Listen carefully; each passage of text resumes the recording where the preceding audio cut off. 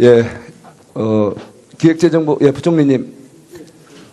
제가 그 자료 요구를 했는데 자료가 잘 안 오고 있어요. 이번 예산 편성하는데 고생 많으셨는데요. 네. 예산 편성하면서 부처별 세출 구조 조정 하셨죠? 예, 했습니다. 예, 그 리스트를 좀 달라고 그랬는데 아직 안 오고 있어요. 예, 제가 오늘 좀 이따 이제 질의 시간이 다가오는데 질의 시간 전에 부처별 세출 구조 조정 목록 자료 좀 제출해 주세요. 저희가 아마 지금, 그 네. 세출 구조한 내용이 지금 2,000개 정도가 되거든요. 네. 그래서 제가 아까 오전에 보고받기로는 그 중에서 아주 대표적인 것들 한 300여 개는 자료로 뽑았다는 말씀을 들었는데 그 2,000개의 사업을 다 뽑는다는 건 너무 이제 힘든 일이고요. 그래서 가장 대표적인 것들을 아니 그게 힘들 게 뭐 있어요? 제가 저 복지부에도 받았어요. 복지부 지난번 할 때도 제가 뭐 바로 한두 시간 만에 왜냐하면 부처별로 어차피 리스트가 다 나와 있잖아요. 그냥 프린트만 해서 그냥 주시면 되는 거예요. 뭐 지금 자료 새로 만들 것도 없어요. 근데 그걸 또 왜 소팅을 왜 그거를 300개로 일부러 그러면 뭐 예민한 거 다 빼내시려고 그래요?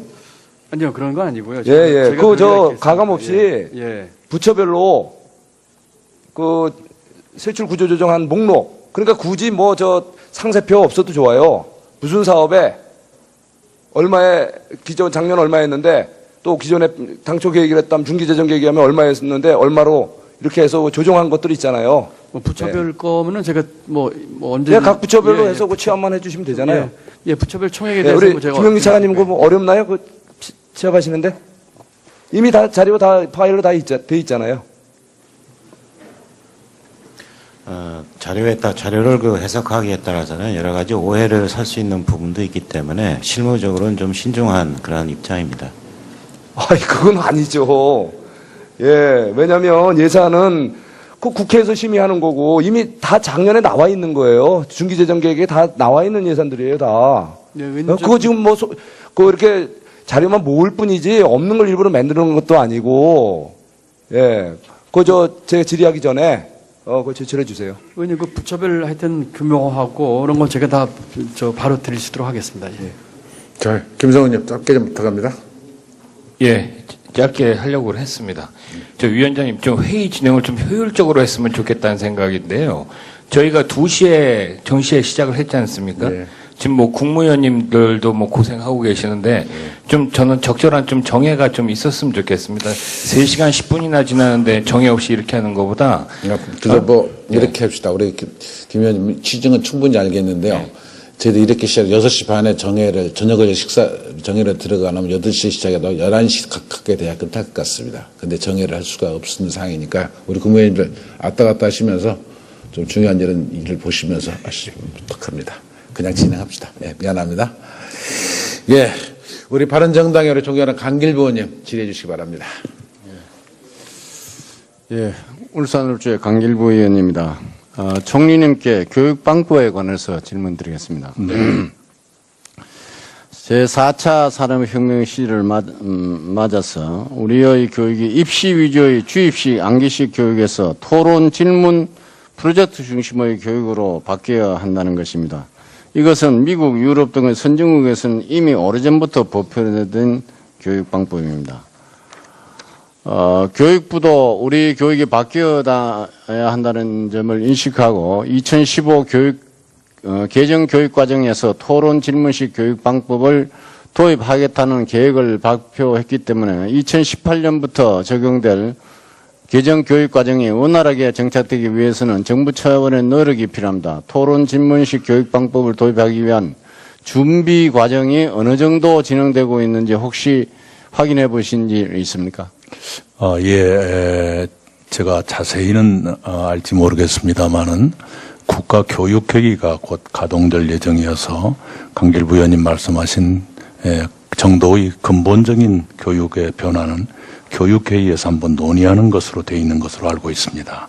예, 논의도 중요하지만은 초등학교가 처음부터 중요하지 않습니까? 그 하면은 이게 현직 교사들은 해야 된다는 인식은 다 갖고 있어요. 실제 가서 딱 보면은 그게 안 되고 있거든요.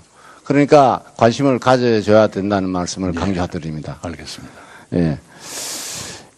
그 질문 토론 중심의 교육 방법과 관련해서 유태인의 하브루타에 대한 관심이 높습니다. 유태인이 전 세계 인구의 0.2%에 불과하지만은 2014년까지 노벨상 수상자의 22%가 배출되었다는 것은 하브루타 이 교육 방식에 의해서 의 힘이라고 이렇게 합니다. 그런데 실제 우리나라에서도 이걸 연구를 해보니까 탐구 능력이라든지 이런 것들이 20, 30% 정도 올라갔다는 그런 증명도 있습니다.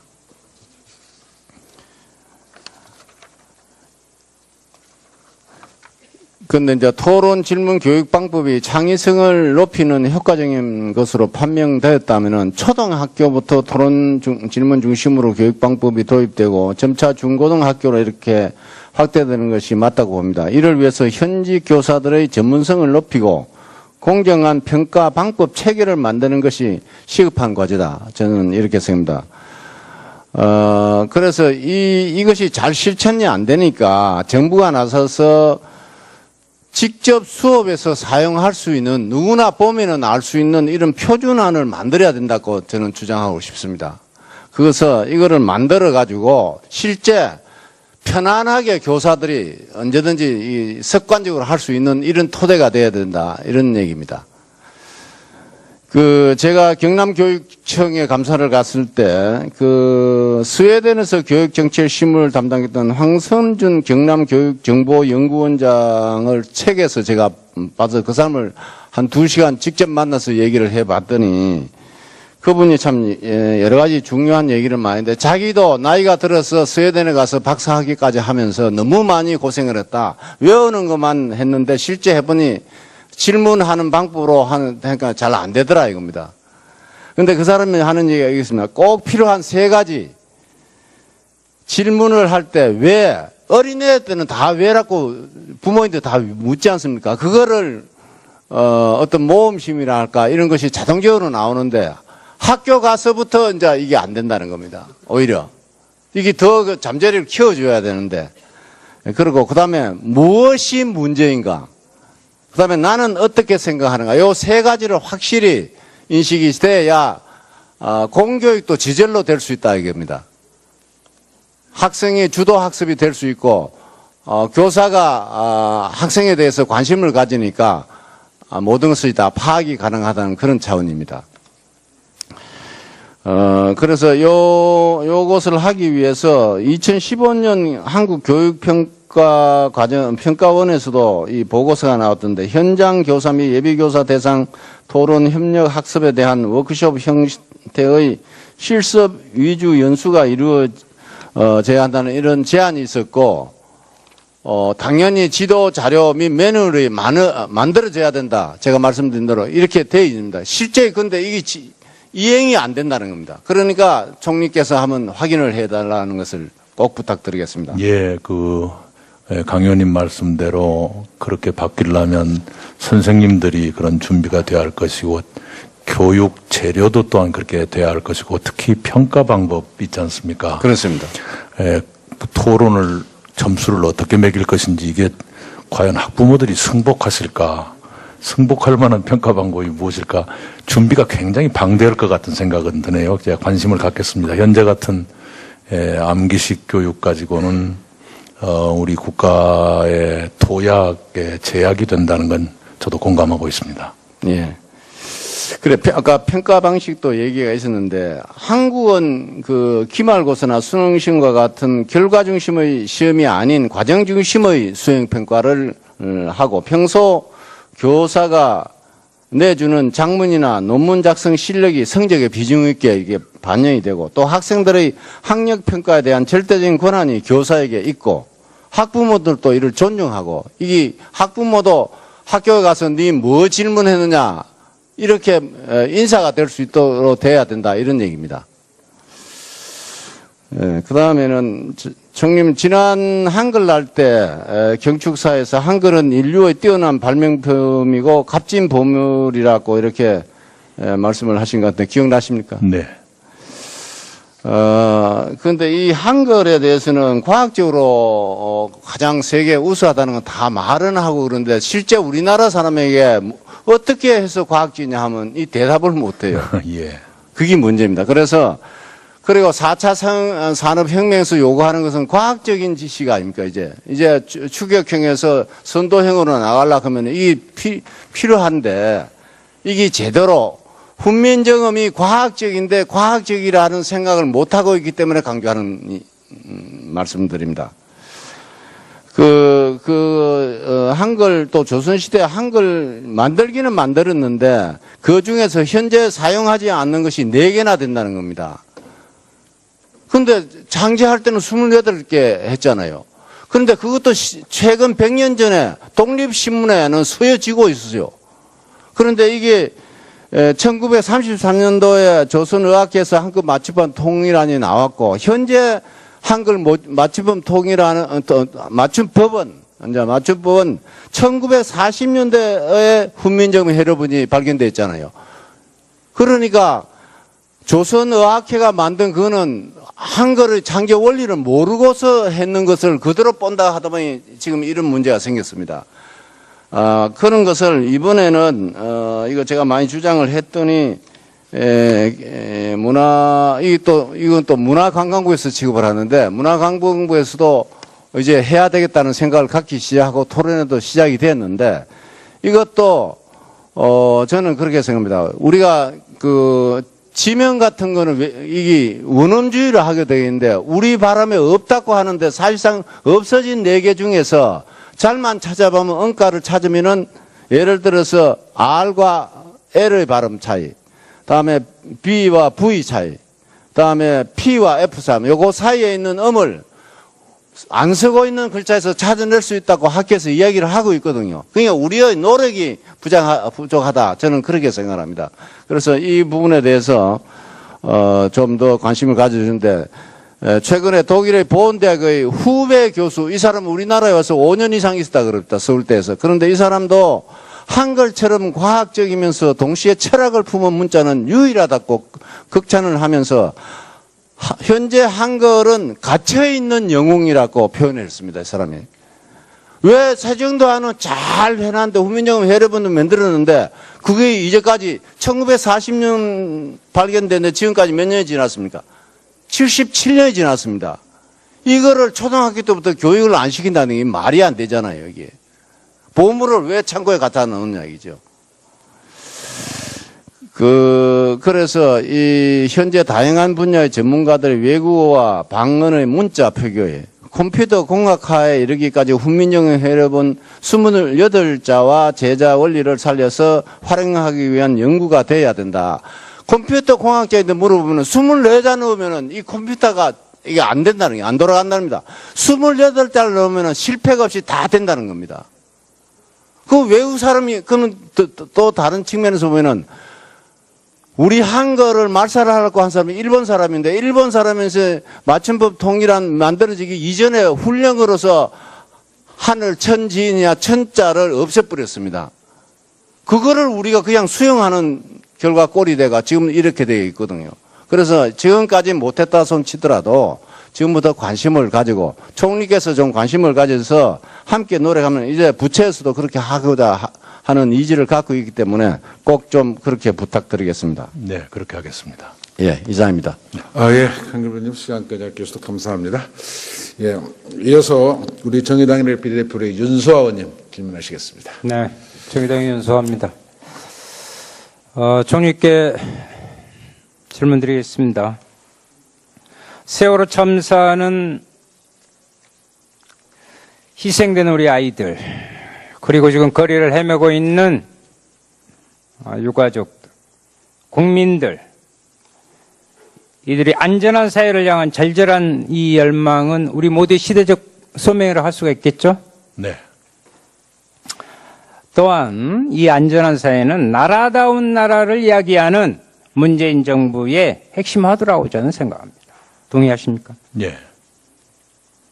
그래서 소방공무원 등 안전에 관한 공무원 증언은 저는 기본으로 우선 돼야 된다. 물론 청년 일자리 창출도 중요한 역할이지만 또 한편으로는 이러한 시대적 우리 의무를 국가가 책임지는 것이고 또 한편으로는 재정의 측면에 있어서 사회적 비용이 크게 절감된다는 것을 알아야 된다.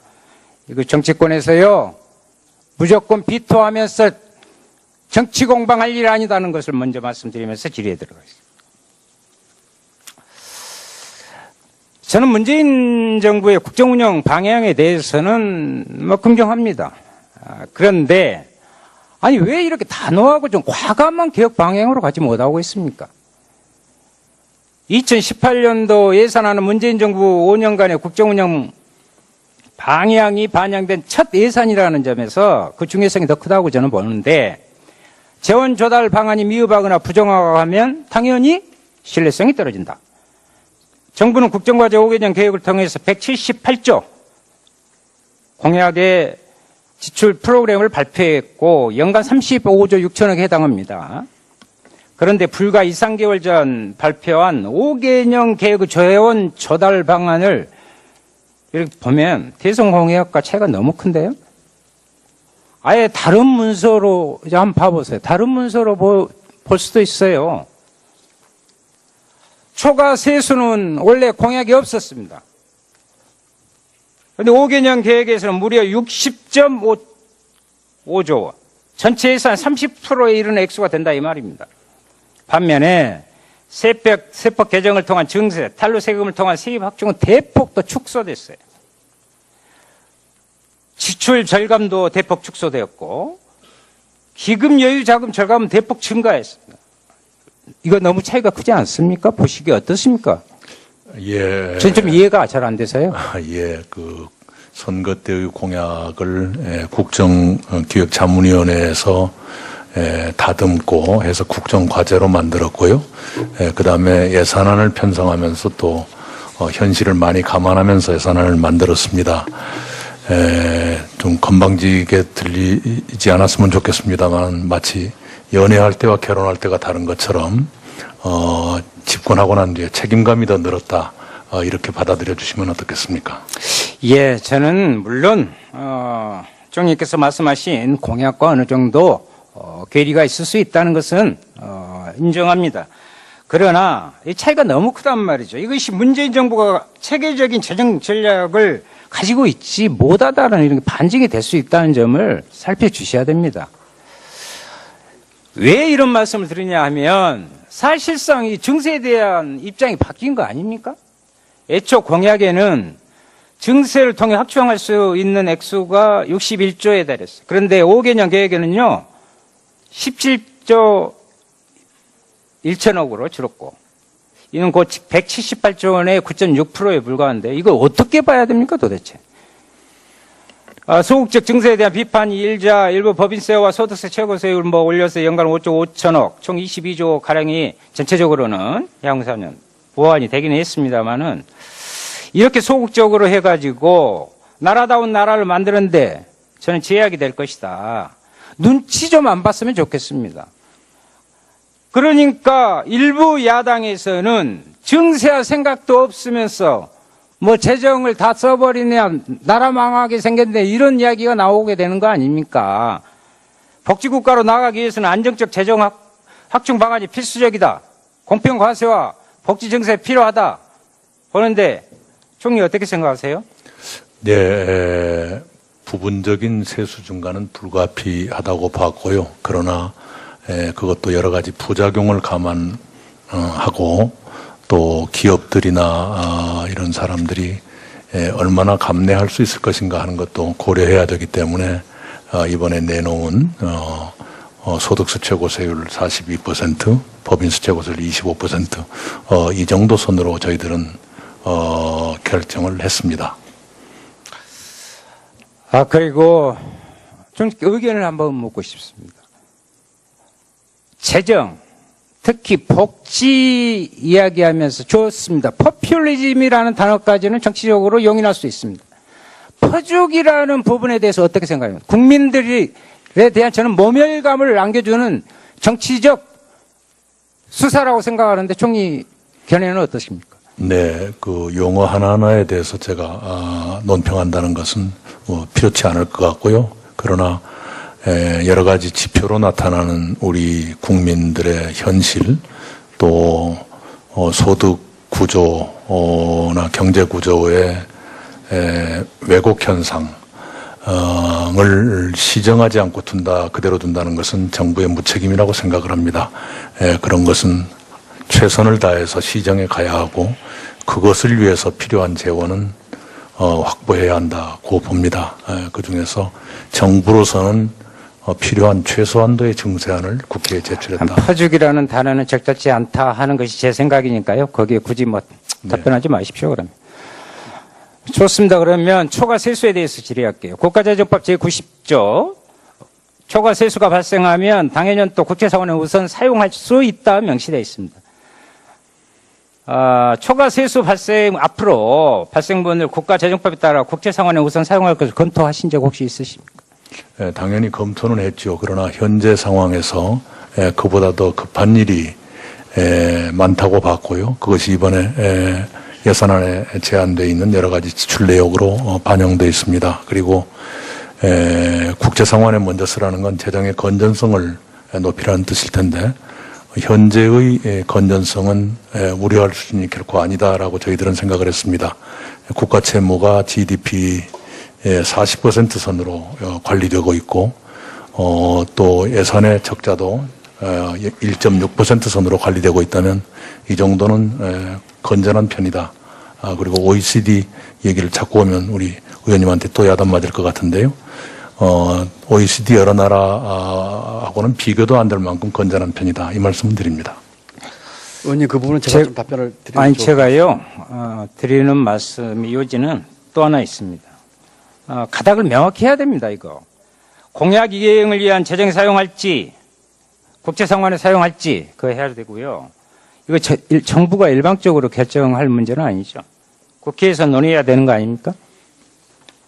네, 기왕에 경제부총리께서 말씀하시던지요. 그렇게 해주세요. 예, 그 부분은 이제 법률 규정에도 있기 때문에 법률 규정에 따르겠고 또 저희가 의사결정할 거고요. 일단 앞에 질문에서 저희가 지난번 추경 부대 의견으로 우리 얘기를 해서 그 5천억 그 국채 상환은 부대 의견을 주셨기 때문에 제가 상환을 하기로 의사결정을 했고요. 나머지 지금 금년도 국채 순 발행이 저희가 한 28구 정도 됩니다. 네. 지금까지 발행을 하고 아직 발행 안 한 부분이 있어서 지금 초과 세수 부분을 그 국채 발행을 좀 덜 할지를 포함한 것들을 아까 의원님 질의하신 그런 취지 플러스 법규에 따라서 앞으로 좀 검토하도록 하겠습니다. 예, 초과 세수와 관련 한 가지만 더 짚읍시다. 화면 한번 봐보세요. 연도별 국세 수입 전망이에요. 적어도 현재 제시한 국세 수입 전망보다 초과 세수가 더 발생한다면 국채 상환에 우선 사용해야 될 것입니다. 총리께 말씀드립니다. 그래야 재정 건전성 갖고 자꾸 이런 이야기 안 나오니까요. 안정적인 부분을 위해서 그렇게 해야 된다 이렇게 생각합니다. 예, 말씀의 뜻을 잘 알겠습니다. 네. 부총리께 질의하겠습니다. 지난 10월 16일 문재인 대통령이 주재한 시도지사 간담회에서 자치분권 로드맵이 발표된 적 있죠? 그렇습니다. 이에 따라 강력한 재정분권을 추진할 예정이죠. 그렇습니다. 현재 8대2인 국세와 지방세 비중을 7대3, 6대4로 전환하는데 핵심 골자인데 구체적으로 지방소비세 및 지방소득세 비중 확대 등이 제시됐습니다. 또 지방교부세율 상향. 맞습니까? 네네. 네. 정부가 제출한 중기 국가재정 운영계획에 따르면 2021년에 관리재정수지 적자는요 44점, GDP 2.1%. 정부가 확장적 재정정책을 펴면서 그러면서도 재정수지를 감당할 수준에서 관리한다면 내놓은 재정 전망치인데 그런데 기재부가 본위원에게 제출한 자료에 의하면 정부가 국회에 제출한 국가재정운용계획에는 대선 공약과 국정운영 5개년 계획에 담긴 국세의 지방세 전환이 반영되어 있지 않다고 이렇게 나와 있는데 어떻게 된 거죠? 지금 아까 말씀하신 그 지방재정분권 관련해서는 여러 가지 취지나 이런 거는 대통령께서도 언급하실 것처럼 연방제 수준 또 국세와 지방세 비율을 아까 의원님 말씀 그런 방향으로 가는 대강의 이제 틀은 제가 다 같이 갖고 있는 생각이고요. 다만 그 방법에 있어서는 이제 그 정부 내에서 좀 치열한 고민과 토론이 필요한 부분입니다. 예를 들어서 말씀하신 것처럼 지방 소비세나 소득세 인상, 또 교부세율이나 그 교부금률, 지방 교부금률을 올리는 문제가 이제 그 일각에서 있고요. 저희 재정당국에서는 그런 부분도 좋은 의견이지만은 이 틀 자체를 유지한 채 율을 올리는 것으로 과연 그 지방 재정 분권이 잘 될 수 있겠냐는 측면에서 또 조금 다른 견해도 갖고 있어서 말씀하신 취지에 맞는 방향으로는 가되 그 어떤 것이 이 근본적인 예. 방법일지 그것을 좀 고민하고 있다는 말씀을 좀 드립니다. 신중하게 지금 고민하고 계시다. 그렇습니다. 예. 화면 한번 보십시다. 그 5개년 계획에 재정분권의 담당 주체는 기재부와 행정안전부로 나와 있습니다. 기재부가 제출한 국가재정운영계획 문서에도 지방재정분권 추진 방향으로 국세와 지방세 비중의 7대3 구조 실현을 명시하고 있습니다. 그런데 실제 재정운영계획에는 이와 관련된 수치를 포함하지 않았단 말입니다. 부총리께서는 정부의 총조세는 국세와 지방세로 구성되기에 즉 세금의 지방세 전환은 국세 축소를 의미한다고 보는데 동의하십니까? 그래서 장관께서도 이 앞전에 뭐 제로섬 관계라고 하신 것 같은데. 다시 한번 짧게 죄송합니다. 제가 말씀드릴게요. 지방 재정 개편을 위해서 국세에서 지방세로 전환되는 지금 규모가 얼마나 될까요? 그것을 대신하시죠. 지금 그 8대2에서 지금 현 정부 내에서 7대3 정도로 가고 장기적으로는 6대4까지 가자고 하는 게 이제 큰 방향이고요. 다만 그 방법에 있어서 단순히 그 지방 소비세나 소득세를 올리거나 교부율을 올리는 거가 좋을지, 또는 아까 제가 말씀드린 것처럼 그 보다 근본적인 좀 예를 들어서 지방 공동세나 공유세 같은 것도 같이 검토해 볼지를 정부 부처 내에서 좀 협의를 좀 치열하게 좀 할 부분이고요. 어떤 식으로 되든지 간에 말씀하신 그 취지에 맞게끔 제대로 된 지방 재정 분권을 하려고 하는 것이 정부의 생각입니다. 예. 만약 임기 중에 국세와 지방세 비중을 7대3으로 개편한다면 2021년에 국세에서 지방세로 전환되는 세금은 약 26조. 여기에 지방 교부세율까지 상향하면 대략 30조에 달하는 것을 추정할 수 있습니다. 이를 반영해서 국가재정운영계획을 다시 작성하면 2021년 중앙정부 관리 재정 수지 적자는요 70조 원으로 늘어요. 현재 제출한 44조 원과 차이가 큽니다. 부총리, 이 기재부가 이렇게 불완전한 국가재정운영을 발표해도 됩니까? 그건 아니고요, 의원님. 지금 이러한 방향이, 구체적으로 합의 보거나 또는 내용이 논의되기 전에 이제 그 국가재정운영계획가 나왔던 것이고요. 지금 지방재정 분권과 관련해서 같이 좀 고려를 해 주셔야 될 사안이 중앙과 지방정부 간의 기능조정 문제입니다. 그렇게 되면은, 지금 연방정부 수준의 이제 지방분권을 갔을 적에, 지방재정 분권을 갔을 적에, 중앙과 지방 간의 그 기능 조정 문제를 아까 말씀하신 그런, 재정 구조 개편과 같이 논의를 해야 될 사안이고요. 그렇게 되면은 지금 보조금 체제라든지 이런 것들도 같이 손을 봐야 되기 때문에, 지금 의원님 말씀하신 거는 그 비율로 다 옮겼는데, 기능과 지금 하는 사업은 그대로 둔 채를 하셨기 때문에 이제 이렇게 44조가 아니라 70조다 이런 말씀이시고요. 그런 것도 같이 근본적으로 검토를 해서 대안을 찾아야 될 그런 사안입니다. 예, 중앙정부가 국세, 지방세 이양을 계획대로 추진하기 위해서는 결국 제가 지금 하고 싶은 말이 그거예요. 결론은 증세하자. 대기업들 눈치 보지 말고 증세하자는 것입니다. 재정 확충의 핵심 이유 중 하나가 복지 확대잖아요. 복지 지출과 연계한 복지 목적세로서 저는 정의당에서 줄기차게 이야기하고 있는 사회복지세 신설을 적극 검토해야 된다고 생각하는데 의견 어떠십니까? 증세 문제를 논의하기 위해서는 여러 가지 고려볼 요인이 있겠죠. 예를 들면은 증세를 해서 거치는 재원을 어느 쪽에 쓸 것인지에 대한 국민적 또는 우리 국회를 포함한 정치권에서 합의라든지 또는 증세에 대한 사회적 합의 자체 이런 것들이 같이 될 사안이기 때문에 여러 가지를 고려해서 좀 신중한 논의가 필요하다고 생각합니다. 그러면 지방재정 개편 이후 늘어난 국가 채무, 재정 적자를 어떻게 감당하실 계획이에요? 저는 아까 말씀 올린 것처럼 그 지방 재정 분권을 추진을 하되 이 중앙과 지방 정부 간의 그 기능 조정 문제라든지 또 지금 여러 가지 사업들 아니겠습니까? 교보금이나 교보세를 하고 있는 사업들 이거는 뭐 그랜트로 그냥 주는 돈이니까요. 그렇지만 또 중앙정부에서는 보조금 문제 이런 것들에 대한 그 면밀한 조정 이런 것들이 같이 병행이 돼야 되기 때문에 그런 논의를 하면서 좀 볼 사안입니다. 문재인 정부의 정책을 제대로 되게 도와드리는 것은 국민을 향한 것이기 때문에 제가 말씀드립니다.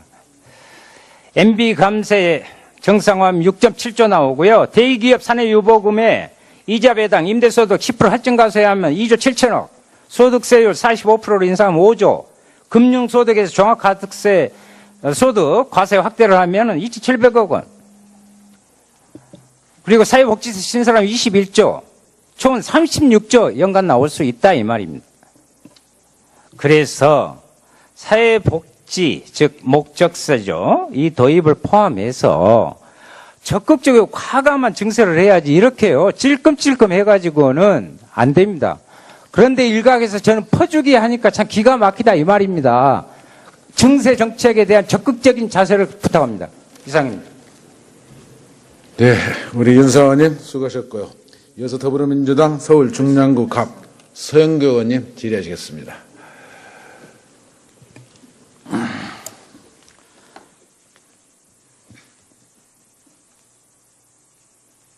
화면 띄울 동안 잠깐만 기다려 주십시오.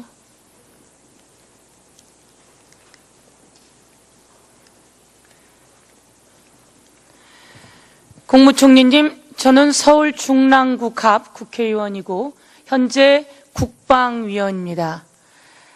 국방위원이 되고 제가 세계에서 벌어지고 있는 사이버전을 좀 지켜봤습니다. 화면 띄워주세요. 이 화면을 보면 우리 군 사이버 사령부가 제작했던 포스터입니다. 혹시 이것에 대해서 보고받은 적 있으십니까? 이렇게 세세한 건 보고받지 못했습니다. 군 사이버 사령부가 이명박 대통령 미화하고 정책을 홍보했습니다. 군 사이버 사령부는 어떤 일을 해야 된다고 생각하십니까? 네, 문자 그대로 사이버전에 대비하고 해킹을 막는다거나 하는 것들이 본연의 업무라고 생각합니다. 다음 넘겨봐 주세요. 우리 군 사이버 사령부가 저렇게 이효리 트위터를 동향 보고했습니다. 다음 넘겨봐 주세요. 자, 북한의 사이버전은 어떤 식으로 이루어질 것 같습니까? 우리보다 훨씬 더 대규모로 집요하게 이루어지고 있다는 것은 알고 있습니다. 저 내용을 보고 어떤 느낌이 드십니까? 네, 무섭다는 생각이 먼저 듭니다. 6,800명이 정보 수집 금전 탈취를 하는데요. 북한이 핵실험을 했습니다. 시시때때로 미사일을 쏘아 올리고 있습니다. 북한은 그런 돈이 어디서 났을까요? 저 화면을 보면 핵실험을 하는 동안 북한은 계속해서 사이버 도발 가능성을 보여주면서 지속적인 제기를 했습니다. 2009년 2차 핵실험 때는 디도스 공격, 16년 4차 핵실험 때는 청와대 사칭 공격, 16년 5차 핵실험 때는 우리 국방망을 해킹했습니다. 다음 넘겨봐 주세요. 자, 북한이 사이버전으로 돈을 얼마를 번다고 나와 있는 것 같으십니까? 네, 연간 10억 달러로 보입니다. 10억 달러면 우리 돈으로 1조 3천억 원입니다. 마약을 팔아서 돈을 벌까? 경제 제재를 아무리 한들 북한은 사이버전으로 1년에 1조 3천억 정도를 걷어들인다는 겁니다. 서훈 국방부 차관님, 우리 사이버는 어떤 일을 하고 있습니까? 지금 말씀 나온 대로 저희가 사이버 공격 방어, 해킹 대응 이런 것들을 현재 하고 있습니다. 어떤 식으로 준비하고 있습니까? 실시간 관제부터 해서 저희가 관련된 모니터를 전체적으로 하고 있고요. 그런 아주 체계적인 대응을 현재는 하고 있습니다. 그러면 아까 나왔던 그것은 과거의 사이버입니까? 예, 그렇습니다. 과거 사이버 저런 행태에 대해서는 어떻게 대응하고 계십니까? 현재 그 국방 사이버 그 댓글 관련돼서 저희가 TF를 만들어서 적극적으로 조사하고 있습니다. 우리는 국방부 사이버는 과거에 저런 일을 했습니다. 지금 적폐는 완전히 드러내야 합니다. 저 상태를 그대로 두어야 하겠습니까? 보복이라고 하겠습니까? 대한민국의 생존이 달려 있습니다. 국민은 군인이 엄청난 돈으로 그것을 나라를 지키고 있는 줄 알았더니 북한의 사이버는 연간 1조 3천억 원이라고 합니다. 1조 1,300억 원. 세계의 금융기관 100여 개가 틀렸다는 겁니다. 이런 상황에서 우리가 사이버, 군사이버, 국정원에 힘을 기울여야 합니다. 그런데 우리 국정원은 뭐 했습니까? 들어봐 주십시오. 우리 국정원 특수활동비를 어디다 상납했다고 나옵니까? 법무부 장관님. 네. 국정원의 특수활동비 상납 요즘 최대 이슈인데요. 내용을 좀 설명해 주시겠습니까? 뭐 지금 청와대에 갖다 준 걸로 그렇게 나와 있는데 구체적인 내용은 지금 수사 중에 있습니다. 북한이 이렇게 하고 있는 동안 우리 국정원은 특수활동비를 청와대에 갖다 줬습니다. 청와대에서 가지고 오라고 했다는 겁니다.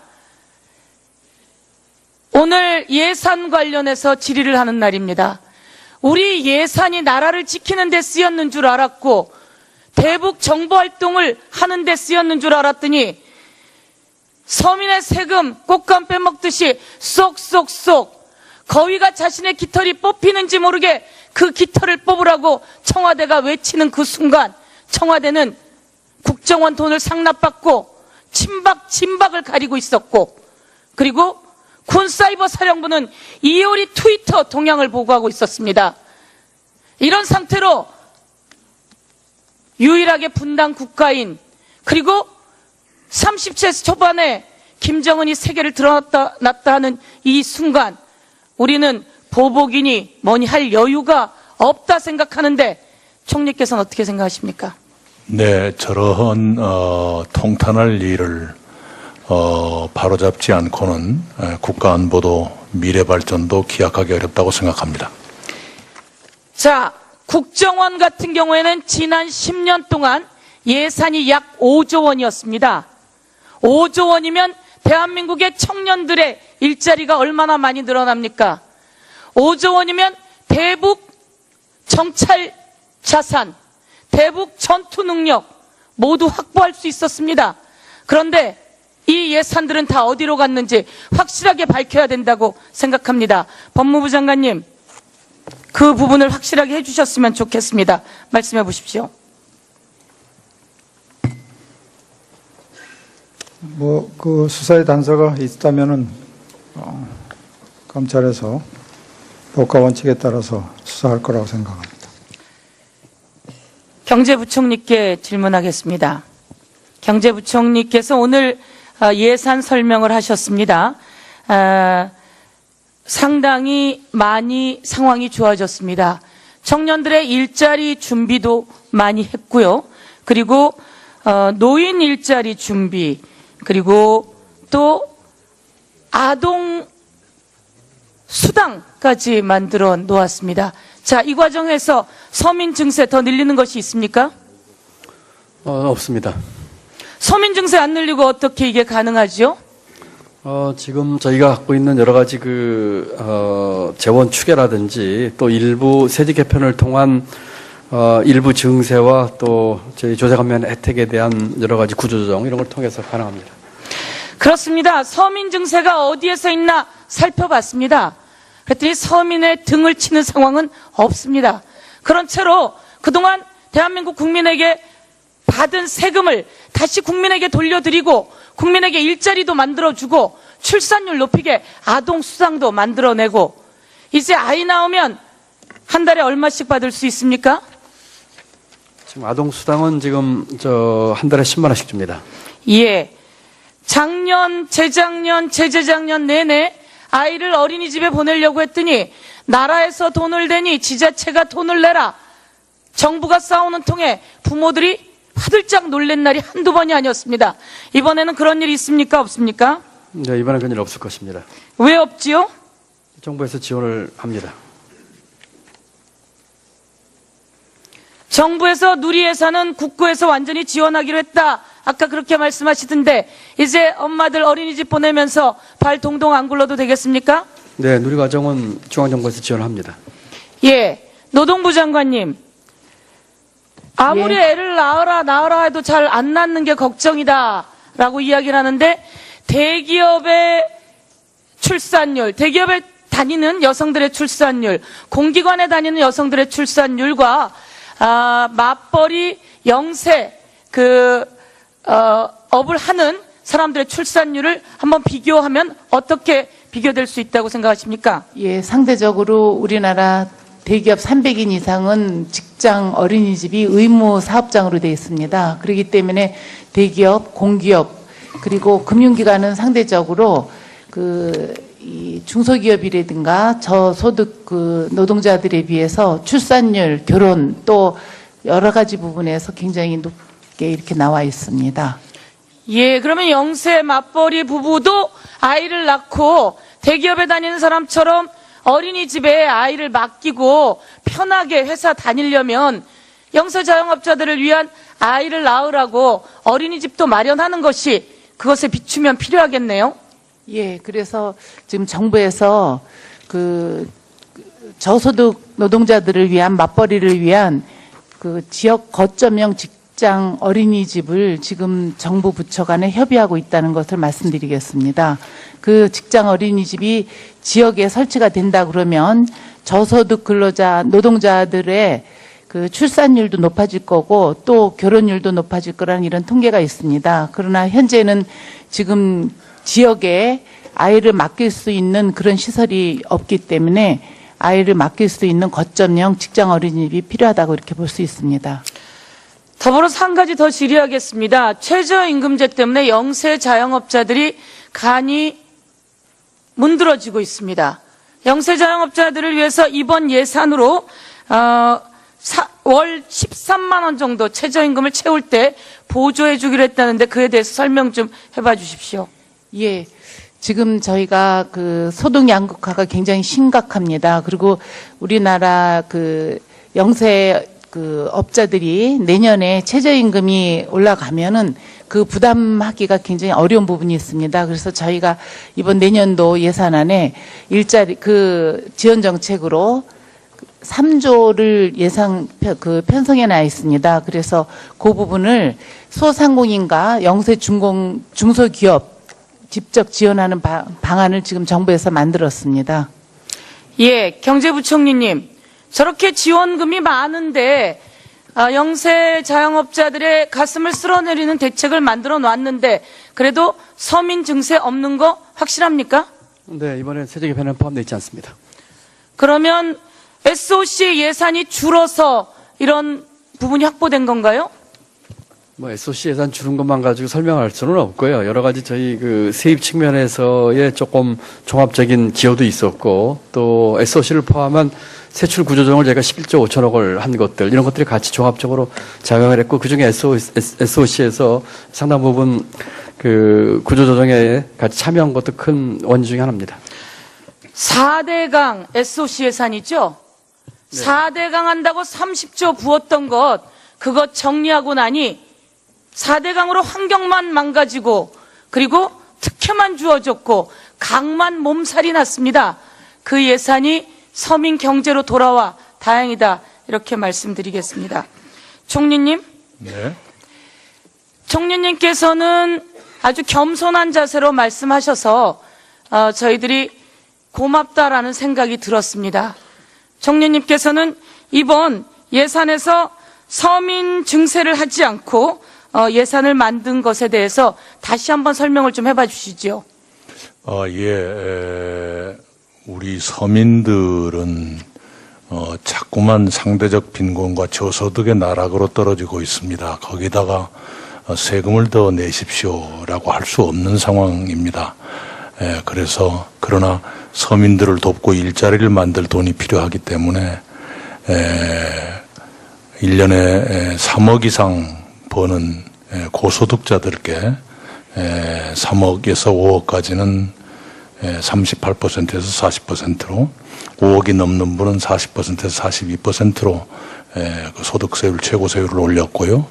법인세는 2천억 이상 소득을 올리는 법인에 대해서 22에서 25%로 올린 것이 증세의 전부입니다.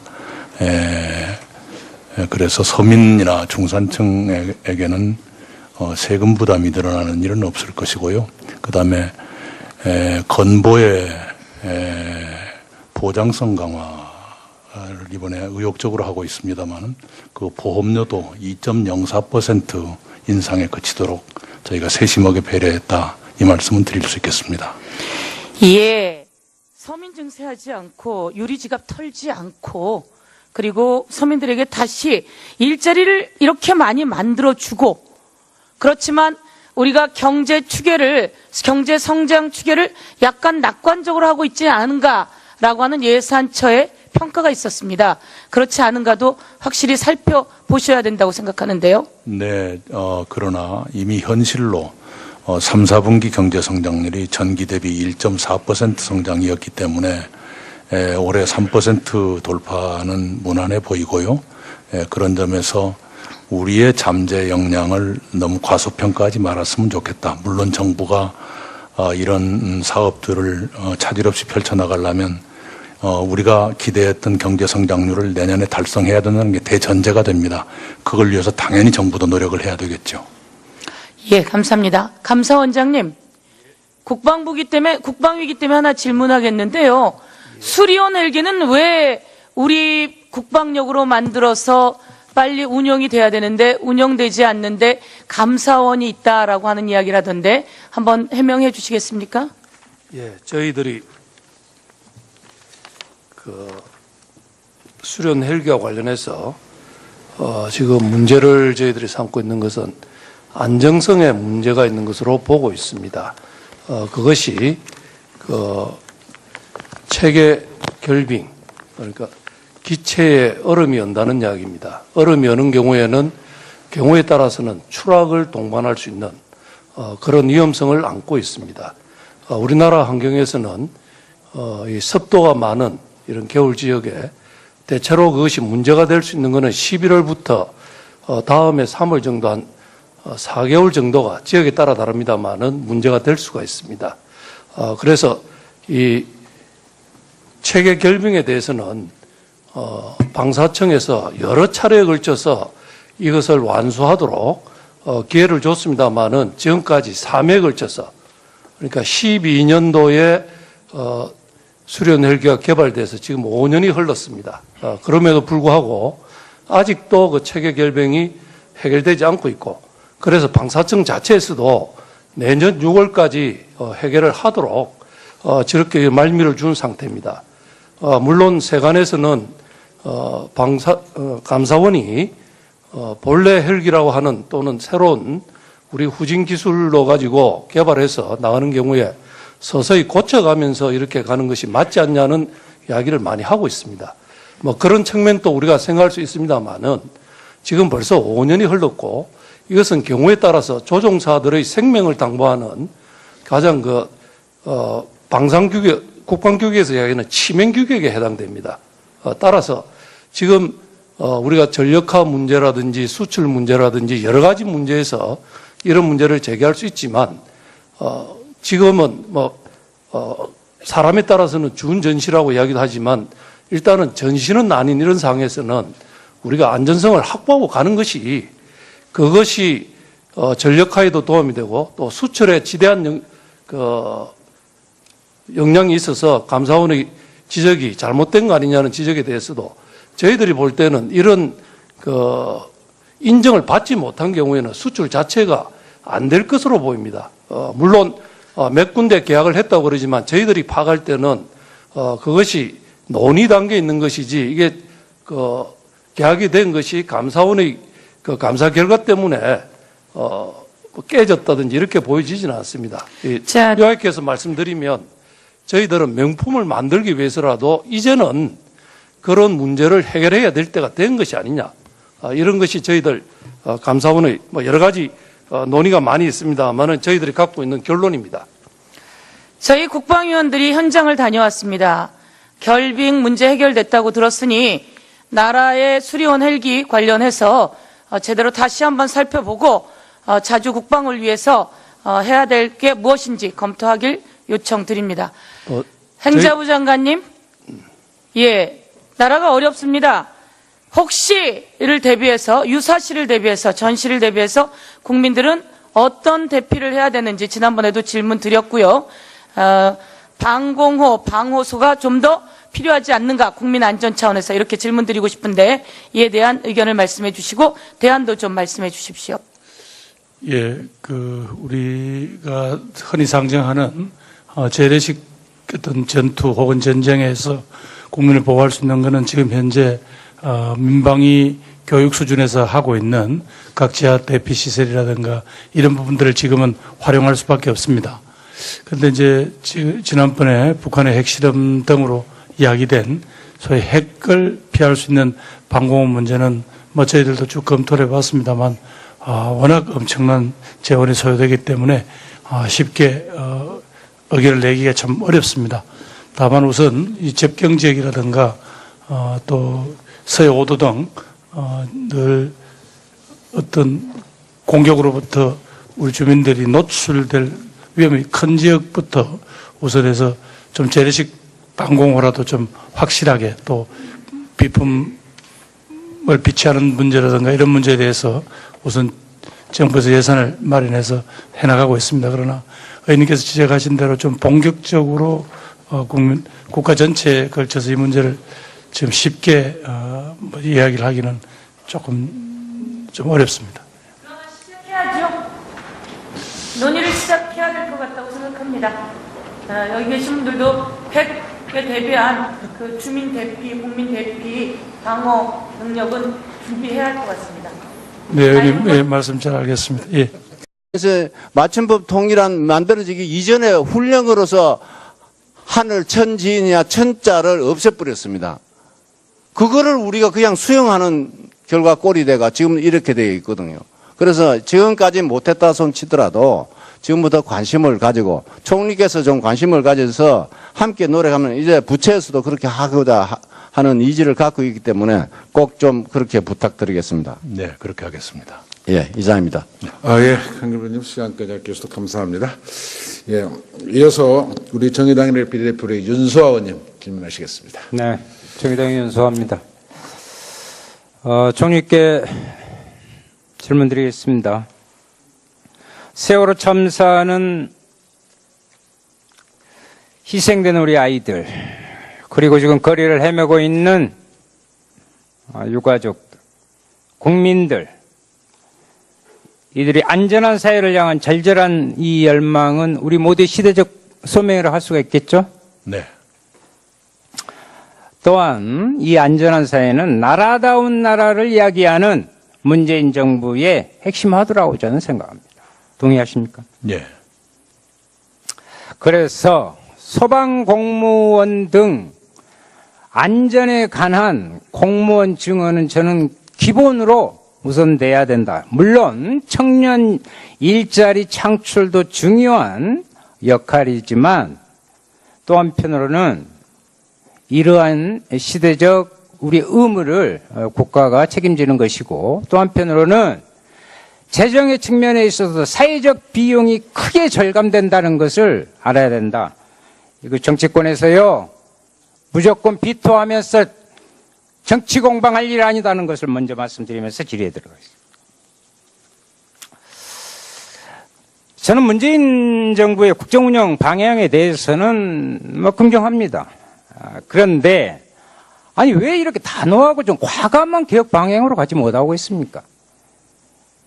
2018년도 예산안은 문재인 정부 5년간의 국정운영 방향이 반영된 첫 예산이라는 점에서 그 중요성이 더 크다고 저는 보는데 재원 조달 방안이 미흡하거나 부정하면 당연히 신뢰성이 떨어진다.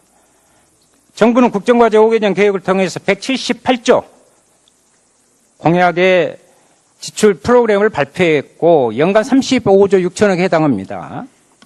그런데 불과 2, 3개월 전 발표한 5개년 계획 조회원 조달 방안을 이렇게 보면 대성공약과 차이가 너무 큰데요?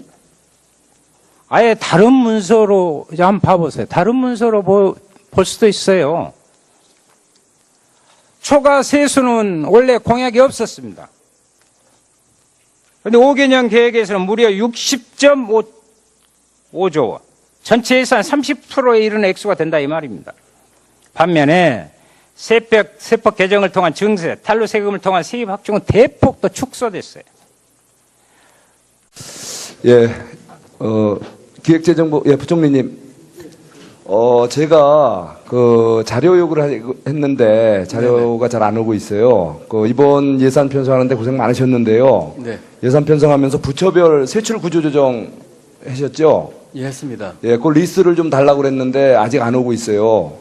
예, 제가 오늘 좀 이따 이제 질의 시간이 다가오는데 질의 시간 전에 부처별 세출 구조 조정 목록 자료 좀 제출해 주세요. 저희가 아마 지금, 그 네. 세출 구조한 내용이 지금 2,000개 정도가 되거든요. 네. 그래서 제가 아까 오전에 보고받기로는 그 중에서 아주 대표적인 것들 한 300여 개는 자료로 뽑았다는 말씀을 들었는데 그 2,000개의 사업을 다 뽑는다는 건 너무 이제 힘든 일이고요. 그래서 가장 대표적인 것들을 아니 그게 힘들 게 뭐 있어요? 제가 저 복지부에도 받았어요. 복지부 지난번 할 때도 제가 뭐 바로 한두 시간 만에, 왜냐하면 부처별로 어차피 리스트가 다 나와 있잖아요. 그냥 프린트만 해서 그냥 주시면 되는 거예요. 뭐 지금 자료 새로 만들 것도 없어요. 근데 그걸 또 왜 소팅을 왜 그거를 300개로 일부러, 그러면 뭐 예민한 거 다 빼내시려고 그래요? 아니요, 그런 건 아니고요. 예. 가감 없이 예. 부처별로 그 세출 구조 조정한 목록. 그러니까 굳이 뭐 상세표 없어도 좋아요. 무슨 사업에 얼마에 작년 얼마였는데 또 기존에 당초 계획을 했다면 중기재정 계획하면 얼마였는데 얼마로 이렇게 해서 조정한 것들이 있잖아요. 뭐 부처별 거면은 제가 언제 각 부처별로 해서 그 취합만 해주시면 되잖아요. 예, 부처별 총액에 대해서 우리 김영기 차관님 그거 뭐 어렵나요? 그 취합하시는데 이미 다 자료 다 파일로 다 돼 있잖아요.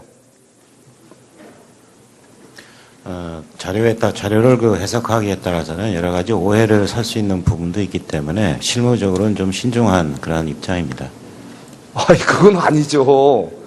예, 왜냐면 예산은 그 국회에서 심의하는 거고 이미 다 작년에 나와 있는 거예요. 중기재정 계획에 다 나와 있는 예산들이에요, 다. 예, 그거 지금 이렇게 자료만 모을 뿐이지 없는 걸 일부러 만드는 것도 아니고, 예, 제가 질의하기 전에 그거 제출해 주세요. 의원님, 그 부처별 하여튼 규모하고 그런 건 제가 다 바로 드릴 수 있도록 하겠습니다. 예.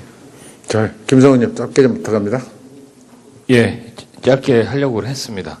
위원장님, 좀 회의 진행을 좀 효율적으로 했으면 좋겠다는 생각인데요. 저희가 2시에 정시에 시작을 했지 않습니까? 네.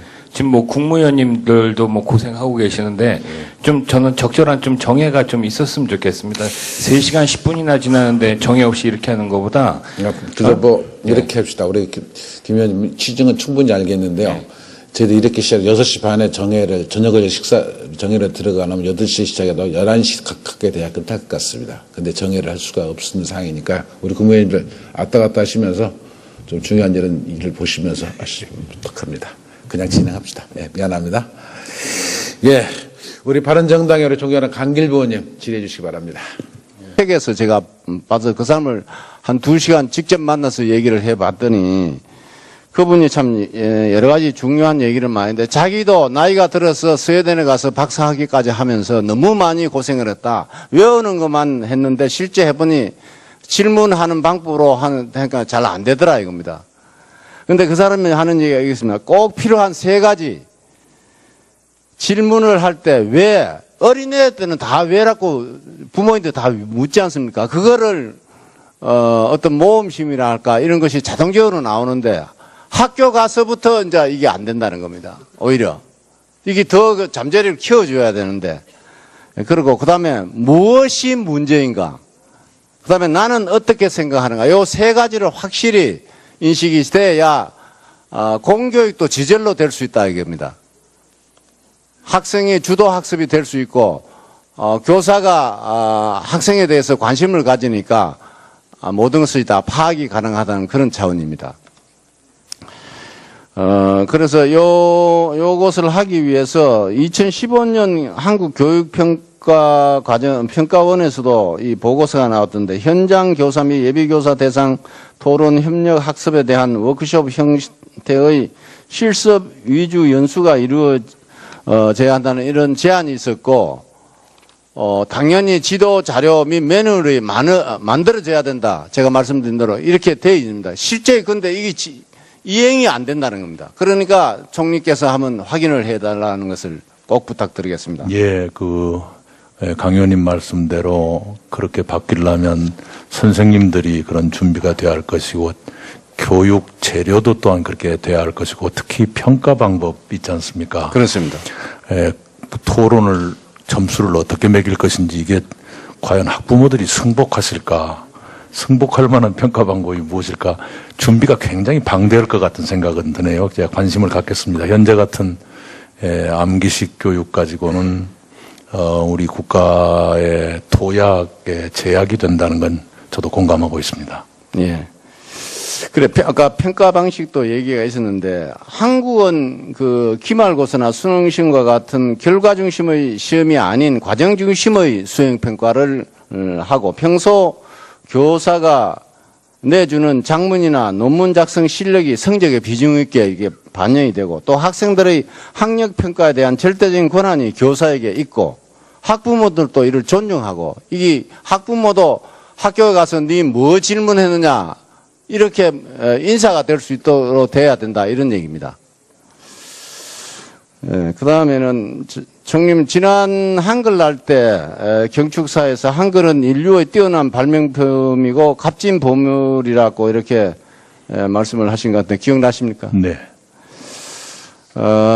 그런데 이 한글에 대해서는 과학적으로 가장 세계 우수하다는 건 다 말은 하고 그런데, 실제 우리나라 사람에게 어떻게 해서 과학적이냐 하면 울산을주의 강길부 의원입니다. 총리님께 교육방법에 관해서 질문드리겠습니다. 네. 제4차 산업혁명 시대를 맞아서 우리의 교육이 입시 위주의 주입식 암기식 교육에서 토론, 질문, 프로젝트 중심의 교육으로 바뀌어야 한다는 것입니다. 이것은 미국, 유럽 등의 선진국에서는 이미 오래전부터 보편화된 교육 방법입니다. 교육부도 우리 교육이 바뀌어야 한다는 점을 인식하고 2015 개정 교육 과정에서 토론 질문식 교육 방법을 도입하겠다는 계획을 발표했기 때문에 2018년부터 적용될 개정 교육 과정이 원활하게 정착되기 위해서는 정부 차원의 노력이 필요합니다. 토론 질문식 교육 방법을 도입하기 위한 준비 과정이 어느 정도 진행되고 있는지 혹시 확인해 보신 지 있습니까?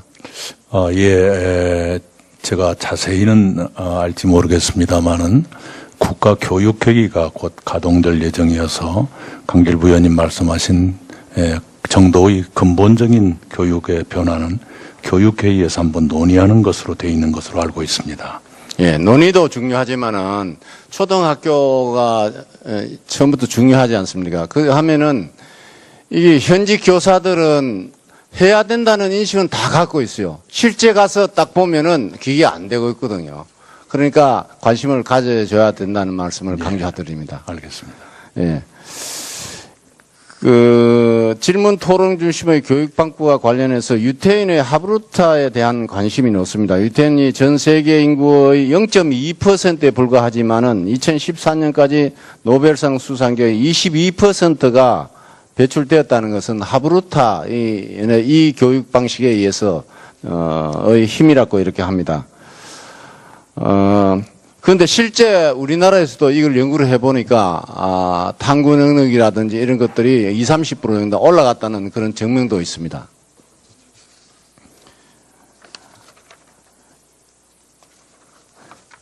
그런데 이제 토론 질문 교육 방법이 창의성을 높이는 효과적인 것으로 판명되었다면은 초등학교부터 토론 질문 중심으로 교육 방법이 도입되고 점차 중고등학교로 이렇게 확대되는 것이 맞다고 봅니다. 이를 위해서 현직 교사들의 전문성을 높이고 공정한 평가 방법 체계를 만드는 것이 시급한 과제다. 저는 이렇게 생각합니다. 그래서 이것이 잘 실천이 안 되니까 정부가 나서서 직접 수업에서 사용할 수 있는, 누구나 보면은 알 수 있는 이런 표준안을 만들어야 된다고 저는 주장하고 싶습니다. 그래서 이거를 만들어 가지고 실제 편안하게 교사들이 언제든지 습관적으로 할 수 있는 이런 토대가 돼야 된다, 이런 얘기입니다. 제가 경남교육청에 감사를 갔을 때, 스웨덴에서 교육정책실무를 담당했던 황선준 경남교육정보연구원장을 제압을 못해요. 예. 그게 문제입니다. 그리고 4차 산업혁명에서 요구하는 것은 과학적인 지식 아닙니까, 이제 추격형에서 선도형으로 나가려고 하면 이게 필요한데, 이게 제대로 훈민정음이 과학적인데 과학적이라는 생각을 못하고 있기 때문에 강조하는 말씀드립니다. 한글, 또 조선시대 한글 만들기는 만들었는데 그 중에서 현재 사용하지 않는 것이 4개나 된다는 겁니다. 근데 장제할 때는 28개 했잖아요. 그런데 그것도 최근 100년 전에 독립신문에는 쓰여지고 있어요. 그런데 이게 1933년도에 조선의학회에서 한글 맞춤법 통일안이 나왔고, 현재 한글 맞춤법 통일안은, 맞춤법은 1940년대에 훈민정음 해로분이 발견되어 있잖아요. 그러니까 조선의학회가 만든 그거는 한글의 창제 원리를 모르고서 했는 것을 그대로 본다 하다 보니 지금 이런 문제가 생겼습니다. 그런 것을 이번에는 이거 제가 많이 주장을 했더니 이건 또 문화관광부에서 취급을 하는데, 문화관광부에서도 이제 해야 되겠다는 생각을 갖기 시작하고 토론회도 시작이 됐는데, 이것도 저는 그렇게 생각합니다. 우리가 지명 같은 거는 이게 원음주의를 하게 되겠는데, 우리 바람에 없다고 하는데 사실상 없어진 4개 중에서 잘만 찾아보면 언가를 찾으면은, 예를 들어서 R과 L의 발음 차이, 다음에 B와 V 차이, 다음에 P와 F 차이, 요거 사이에 있는 음을 안 쓰고 있는 글자에서 찾아낼 수 있다고 학교에서 이야기를 하고 있거든요. 그러니까 우리의 노력이 부족하다, 저는 그렇게 생각합니다. 그래서 이 부분에 대해서 좀 더 관심을 가져주는데, 최근에 독일의 보온대학의 후배 교수, 이 사람은 우리나라에 와서 5년 이상 있었다 그럽니다, 서울대에서. 그런데 이 사람도 한글처럼 과학적이면서 동시에 철학을 품은 문자는 유일하다고 극찬을 하면서, 현재 한글은 갇혀있는 영웅이라고 표현했습니다, 이 사람이. 왜 세종도안은 잘 해놨는데 훈민정음 해례본도 만들었는데 그게 이제까지 1940년 발견됐는데 지금까지 몇 년이 지났습니까? 77년이 지났습니다. 이거를 초등학교 때부터 교육을 안 시킨다는 게 말이 안 되잖아요, 이게. 보물을 왜 창고에 갖다 놓느냐, 이죠. 그래서 이 현재 다양한 분야의 전문가들의 외국어와 방언의 문자 표교에 컴퓨터 공학화에 이르기까지 훈민정음 해례본 28자와 제자 원리를 살려서 활용하기 위한 연구가 돼야 된다. 컴퓨터 공학자한테 물어보면 24자 넣으면은 이 컴퓨터가 이게 안 된다는 게, 안 돌아간다는 겁니다. 28자를 넣으면은 실패가 없이 다 된다는 겁니다. 그 외국 사람이, 그는 또 다른 측면에서 보면은 우리 한글을 말살하려고 한 사람이 일본 사람인데, 일본 사람이